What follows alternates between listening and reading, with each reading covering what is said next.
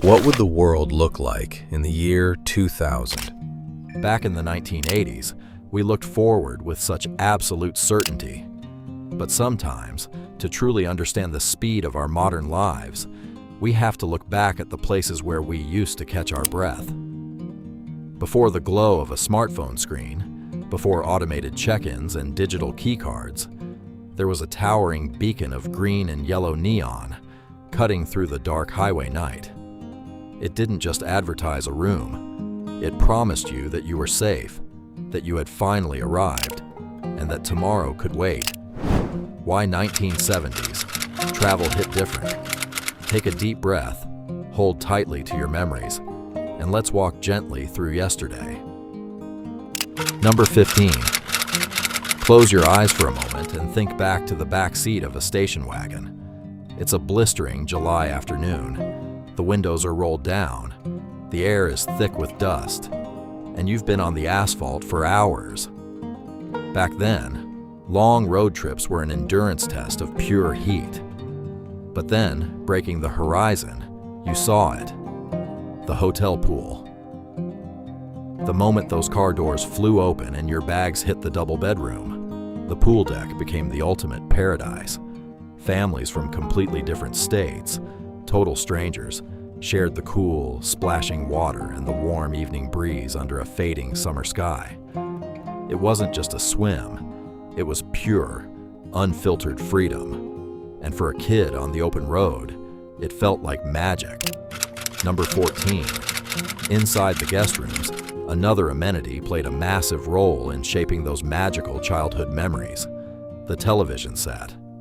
By 1974, Holiday Inn became an early adopter of cable television, partnering with early iterations of premium networks like HBO. To turn on the boxy wood-grain television and find movies broadcasting without commercial interruption, right in your room, felt like catching a magical glimpse into the future.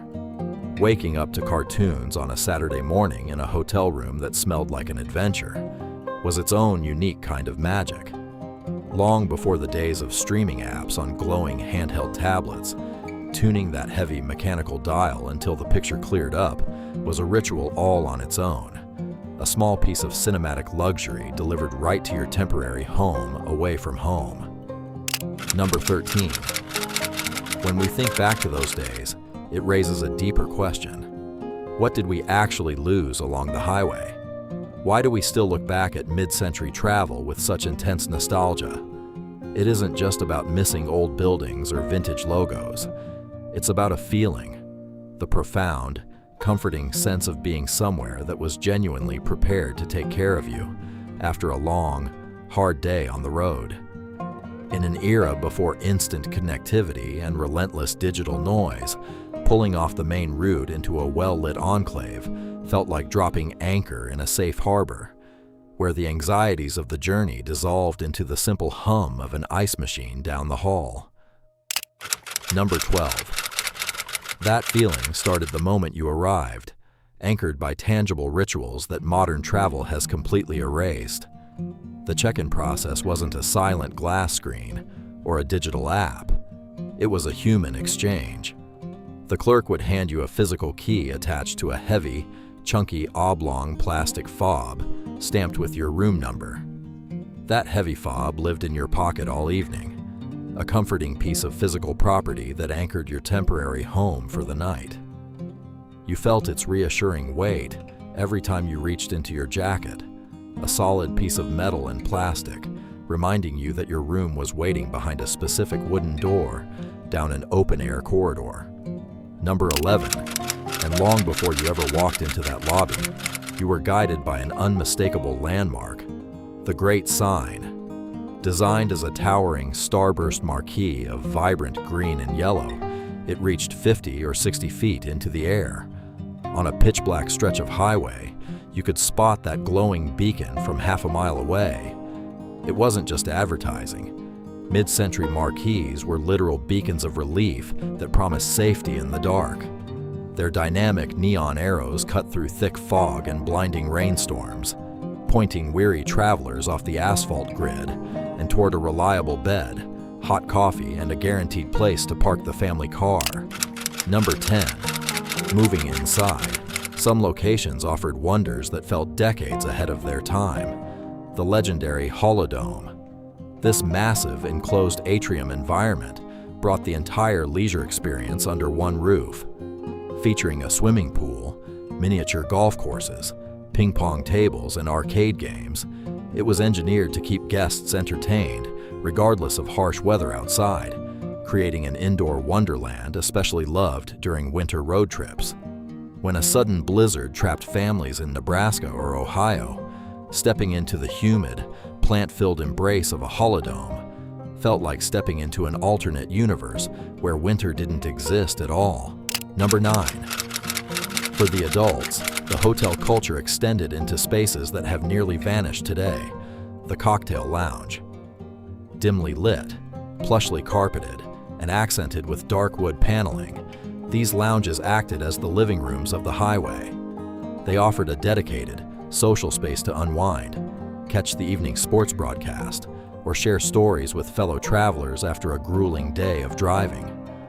Surrounded by vinyl booth seating and the quiet clink of ice in highball glasses, parents could decompress from the stresses of navigation, while strangers became temporary friends over shared tales of the open road. Number 8. Just steps away was the Motel coffee shop and full-service restaurant. You didn't grab a cold pastry from a grab-and-go kiosk. You sat down in a comfortable booth for a real meal.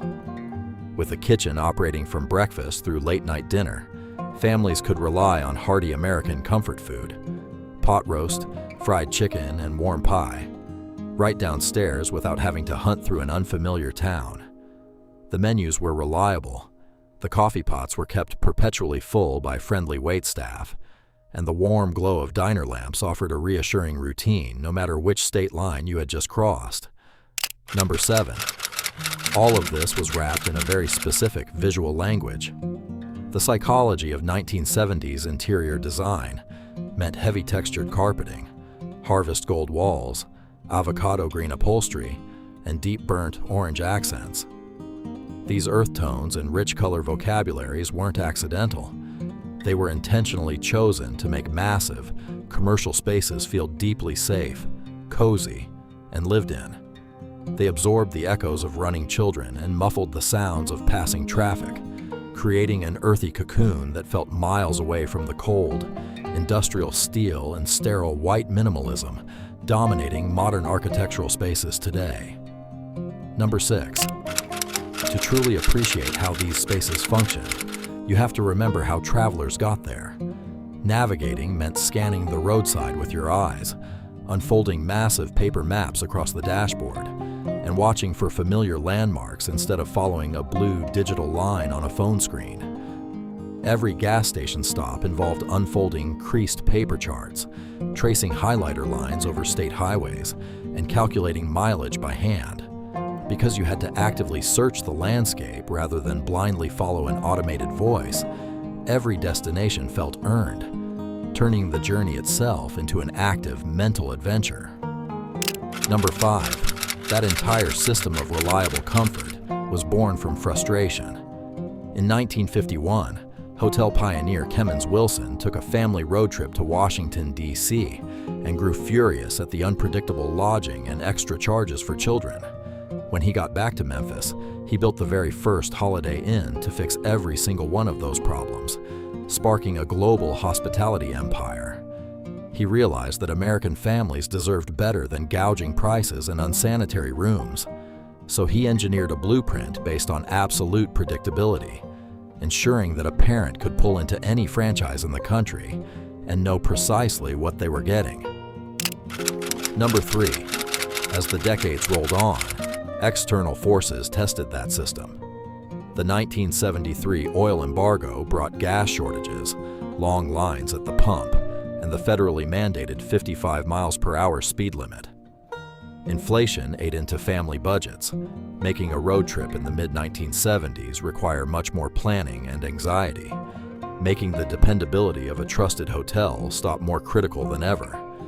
When fuel was rationed and every gallon mattered, knowing exactly where the next dependable Oasis sat along the highway system provided an essential anchor of security during an economically turbulent era. Number 2. Eventually, time caught up with the golden era. By the late 1970s and 1980s, the brand found itself caught in the middle. Budget motels undercut them on price, while modern business hotels offered sleeker rooms. Corporate missteps, aging earth-tone properties, and the controversial retirement of the Great Sign in 1979 forced Holiday Inns to drastically reinvent themselves. The very architecture and aesthetic that had defined an entire generation of family vacations suddenly looked dated to corporate executives eager to chase modern trends, leaving behind an irreplaceable piece of roadside heritage. Number 1. Today, we live in an era of extreme efficiency. Frictionless automation, checking in on a smartphone, unlocking doors with an app, and skipping human interaction entirely has streamlined travel. But in gaining total speed, modern hotels have largely stripped the soul and human warmth right out of the budget travel experience. We check in silently, ride elevators in quiet isolation, and eat meals out of automated dispensing kiosks, trading the rich, vibrant community spaces of yesterday for the cold perfection of digital convenience. The open road will always be there, even if the neon signs look a little different now. Share your thoughts in the comments below, and thanks for watching.